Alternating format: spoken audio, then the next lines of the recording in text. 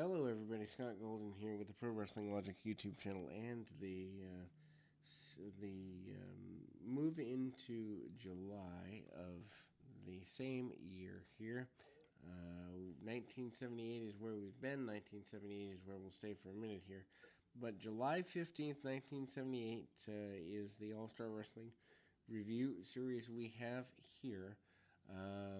So at this point, Bob Backlund's been champion just under 4 months, and in a five and a half year reign. And Vince McMahon's here, featuring McMahon conducting a ringside interview with tag team champions, the Yukon Lumberjacks, who really are not terribly put over terribly well in terms of just who they are, where they are, and all of that. Just kind of an interesting run that if you didn't watch the other programming or you didn't know who they were, the announcing doesn't do a great job of getting Yukon Lumberjacks established, even though they're your tag team champions. It's just kind of sloppy, and maybe they weren't necessarily looking at keeping them long term. Dino Bravo and Johnny Rivera defeating Johnny Roz and Jose Estrada, 457. Bravo pins Estrada after dumping Rods on top of Estrada with an airplane spin. The use of the airplane spin, a pretty big thing for Bravo throughout this particular run, and Dominic DeNucci, who may be fading out a little bit or doing something different. Regardless, managing to kind of go around there and see what can be seen in that run here. You know, kind of trying to lead people in a direction of, I guess you'd say, greater value. Of course, Dino Bravo trying to get a guy around here, and Bravo is the main star of the match. All four guys kind of in there, but it is Bravo who takes the majority of the match, and the punishment comes on his partner. Finally, the launch of the knees and punches and a couple of body slams. Actually, Bravo leaves his feet, and the cutoff by the heels is kind of here. Not exactly a winner of a tag team match in terms of Bravo taking a good bit of heat, and the airplane spin of his adversary throws him onto the run, and the airplane spin of his own partner into a pinning combination. Interesting run there, but then we move to another match. This time SD Jones is at it. SD Jones is someone we've talked about a good bit through these 70s programs. Jones coming in, two things, kind of looking for something to do. Ivan Koloff with Captain Lou Albano defeating SD Jones with a backbreaker. After the bout, Koloff attacked Jones, and Jones hits a headbutt on Albano on the apron. Of course, Ivan Koloff in 1971, your world champion, the guy defeating Bruno Sammartino at the time, which made a pin drop after years of Sammartino on top. Anyway, Koloff coming back here. Don't necessarily know that there was thought that he would be the one to defeat Bob Backlund, but maybe, kind of getting him ready for it. Anyway, Captain Lou Albano, having managed Koloff before, returning to manage Koloff. Of course, a lot of Koloff's work is known from the NWA deal. Cinching up on the neck and trying to get jockeying for position by the wonder that is Koloff. Koloff wearing red tights, sending his opponent out to the floor. Albano taking a couple of cheap shots, actually a lot of cheap shots along the way. Not exactly getting everything he wants out of the process, but managing to try to choke his man out, and eventually, as mentioned, Koloff comes back, hits a backbreaker, but also tries to jump the man after the match. And then we see the Yucatan Lumberjacks with Captain Lou Albano. Albano says at this point he's managed 7 tag team championships.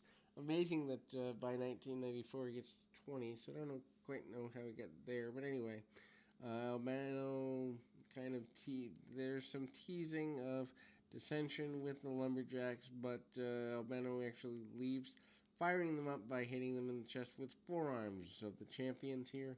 And needless to say, that's a little goofy, but it is what it is. We move to another match in the line of matches here. This is George Steele defeating Dave Darrow by submission, finding Hammerlock 550. Why this match needs 5 minutes and 50 seconds is nobody's guess, except maybe the people that are doing the TV formatting, in the sense that, the animal has certainly a one-note act, to say the very least. That's being kind. Some people would say half a note act, but anyway, he does some, punch kick and nodding along with the green clarets, trying to bite the man, and also does the biting of the buckle, which a lot of people didn't know he did all the way back in the 70s before the babyface run, but in fact he does. Of course, Jim Myers, a school teacher for quite a while, and tosses the man out, tosses him to the outside, and basically the Hammerlock gets the submission for the adversary, and George almost seems more interested in turnbuckles than winning matches at this point. We come up with the Grand Wizard coming through in this run of things, and the next in the series of matches on this particular television include Luke Graham with the Grand Wizard defeating Frankie Williams 602, thumb to the throat. Again, a match that seems to stretch a little far, proving that it goes all the way back to the 70s. Overstretching matches beyond their welcome, going back all the way to the 70s. Anyway, Luke Graham kind of does the sparkle deal here. Punch kick, clawing at the eyes, clawing at anything he can get his hands on. The Wizard takes a couple of cheap shots in there as well. The enhancement talent does get a wrist lock and a hammer lock and a couple other things.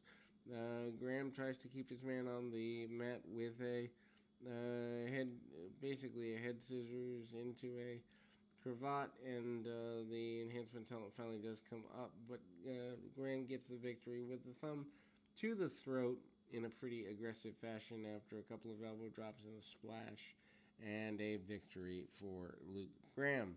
And then we go into the, I think, final match of the program. This is, as we go to kind of more of a showmanship with the Native American. In this case, Native American happens to be Tag Team Champions Yucatan Lumberjacks with Captain Lou Albano fighting Tony Gurria and Chief Jay Strongbow to a double disqualification.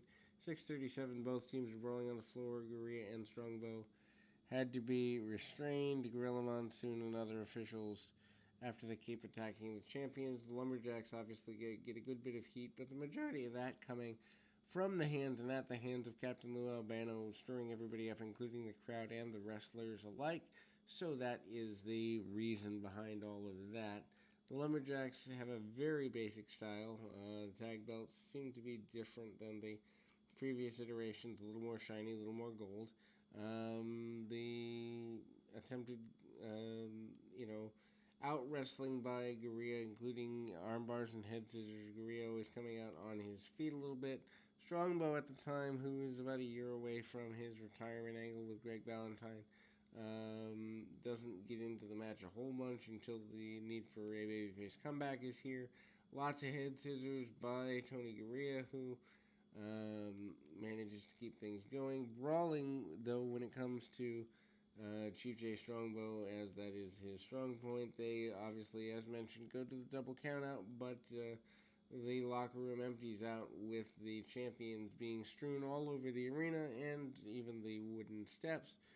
We will close there with that particular ending, but we will be back with more right after this.